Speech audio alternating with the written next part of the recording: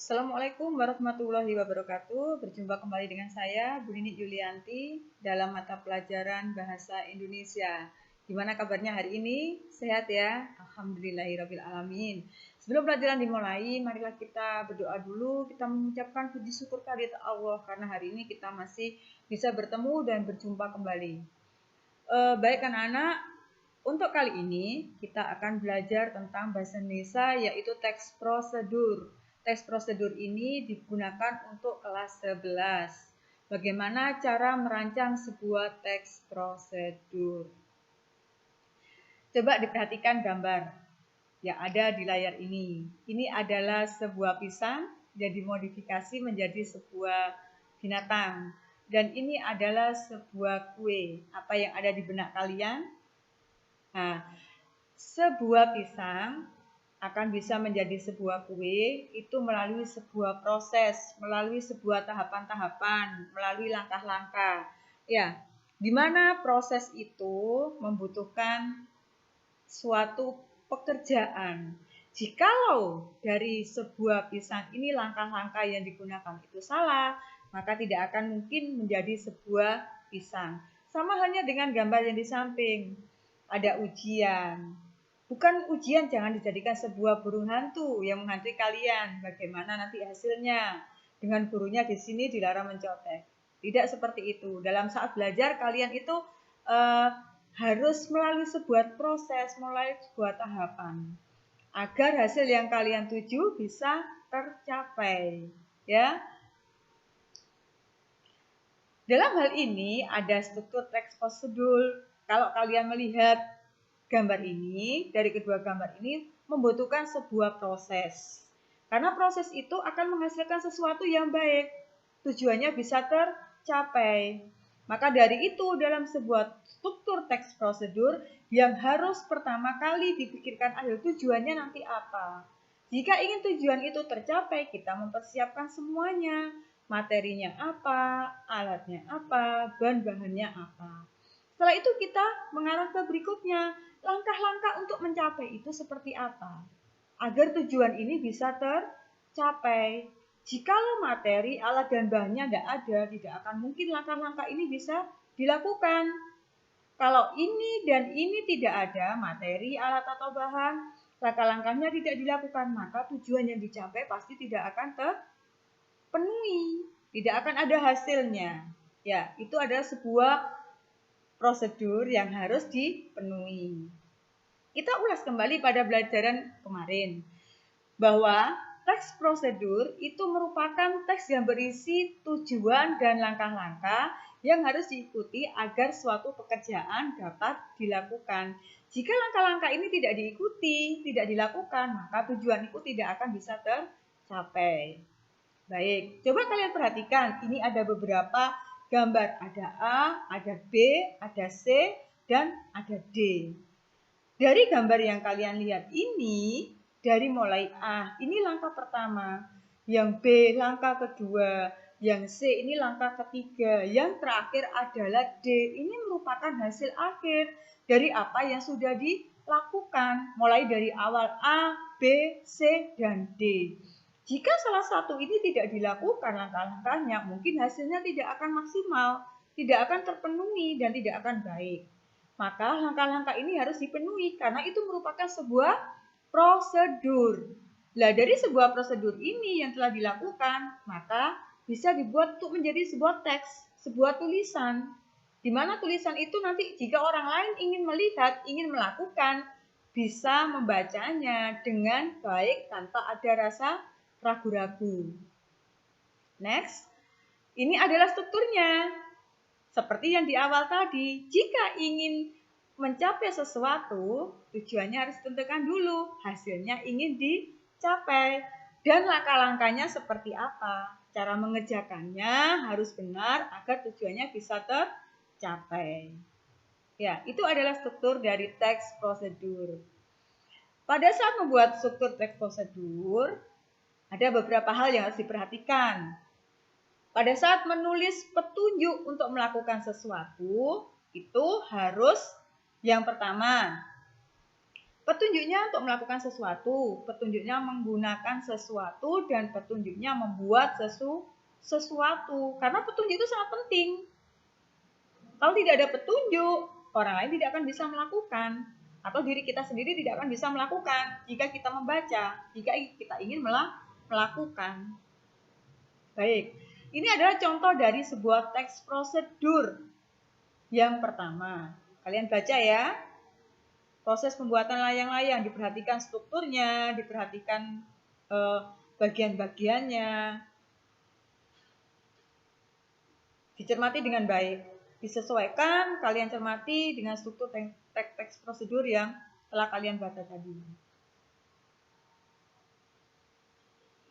Next, teks berikutnya, ini langkah-langkah kerjanya untuk membuat layang-layang.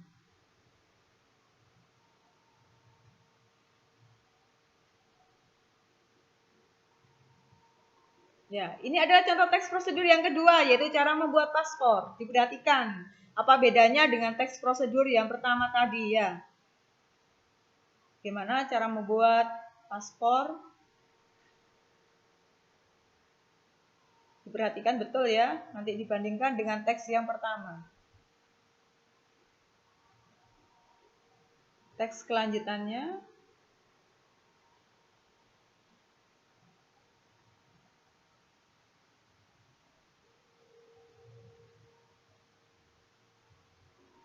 Nah, dari contoh teks di atas, itu ada dua bagian.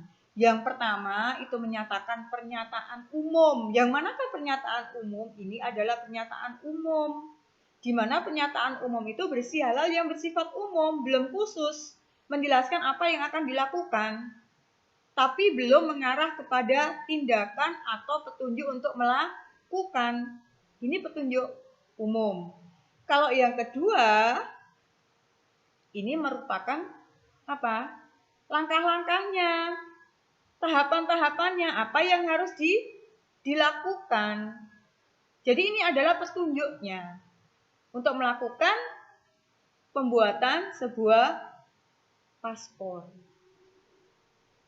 Pada saat membuat atau menuliskan petunjuk, ada beberapa ketentuan. Petunjuk tersebut disusun berdasarkan urutan atau tahapan mengerjakannya. Lebih baik jika petunjuk tersebut dilengkapi dengan gambar yang sesuai dengan isi petunjuknya. Petunjuk itu yang pertama, dari hal yang penting ke hal yang tidak penting. Yang kedua, dari hal yang umum ke hal yang khusus. Yang ketiga, dari tahapan awal ke tahapan akhir. Dan ciri-ciri dari syarat pembuatan sebuah petunjuk yang pertama harus jelas, tidak membingungkan dan mudah untuk dipahami. Yang kedua, bahasanya digunakan runtut.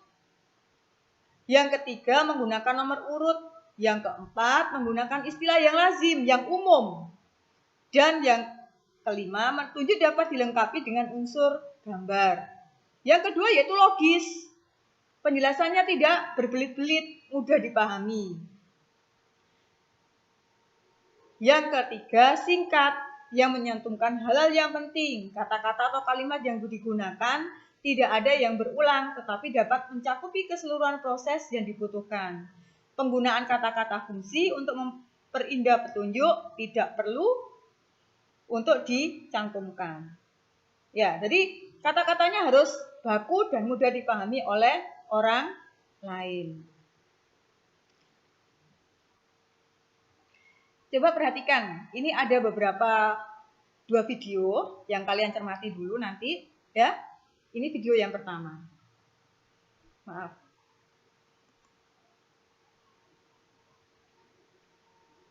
Cermati ya, ada dua video yang Assalamualaikum warahmatullahi wabarakatuh. Di sini saya akan memberitahukan cara membuat sasi muda untuk penilaian bahasa Indonesia. Tujuan dari membuat sasi muda adalah untuk memperkenalkan masakan Jepang kepada masyarakat Indonesia dengan bahan yang mudah didapat dan mudah dibuat. Yang dibutuhkan adalah satu buah piring, nasi secukupnya, udang secukupnya, 1 bungkus rumput laut kering, dan minyak secukupnya, saus tomat, mayones, dan saus sambal. Dan jangan lupa pancinya. Langkah pertama adalah cuci udang hingga bersih. Perhatikan ya.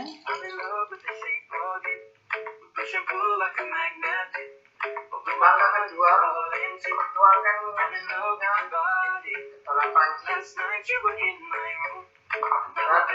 panaskan. Langkah ketiga adalah masukkan udang ke dalam panci dan goreng udang hingga matang.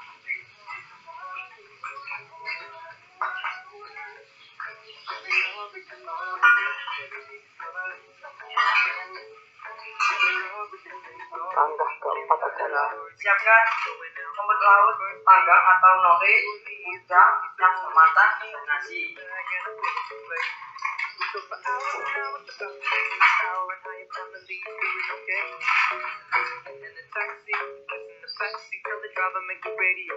Langkah kelima adalah buat nasi bermagam. Langkah keenam, taruh nasi di atas nori.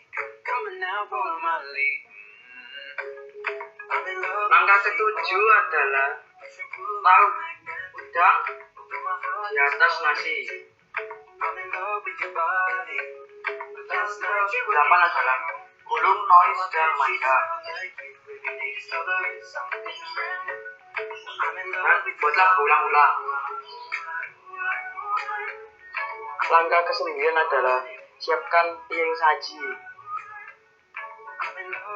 Langkah ke-10 adalah tambahkan mayones,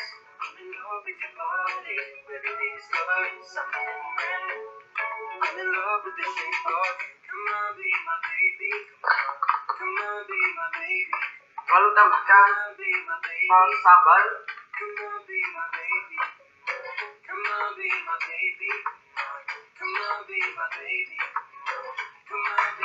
dan tambahkan saus tomat.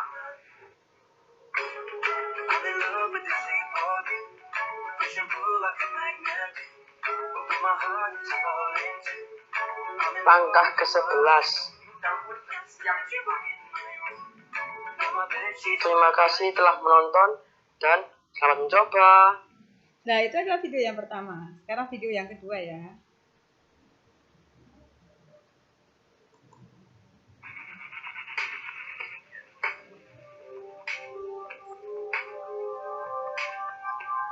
Perhatikan dan dicermati ya. Nanti.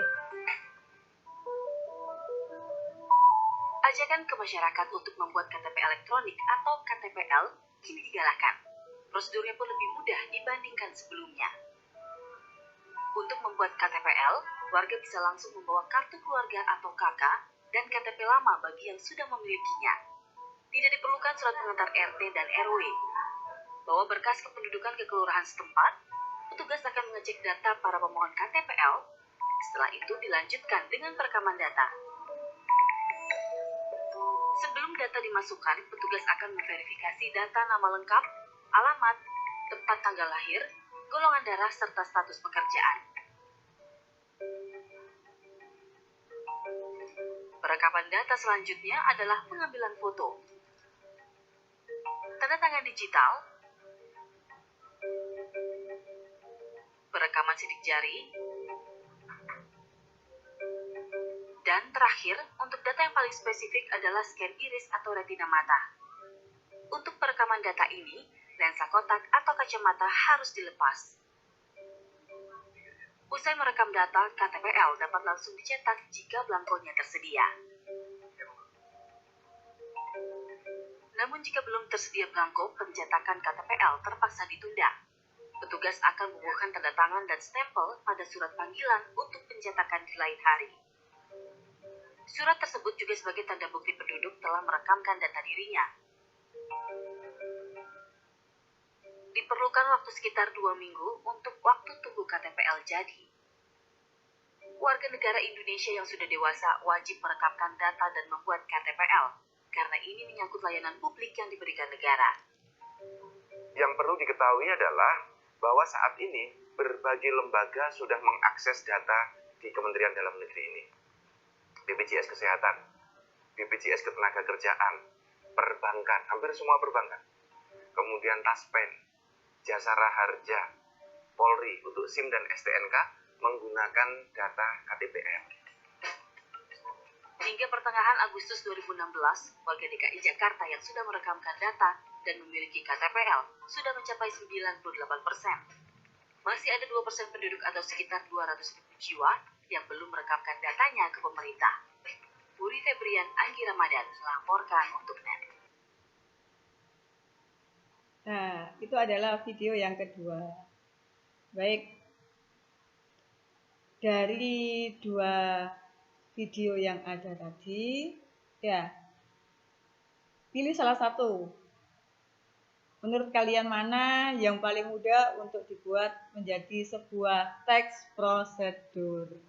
Ya, jadi silakan memilih. Yang pertama adalah cara membuat Susi, yang kedua yaitu tadi cara membuat KTP. Silakan kalian mencoba untuk membuat sebuah teks prosedur. Ya. Terima kasih untuk pelajaran hari ini. Selamat belajar, jaga kesehatan, jangan lupa, tetap semangat dan sukses selalu buat kalian. Assalamualaikum warahmatullahi wabarakatuh.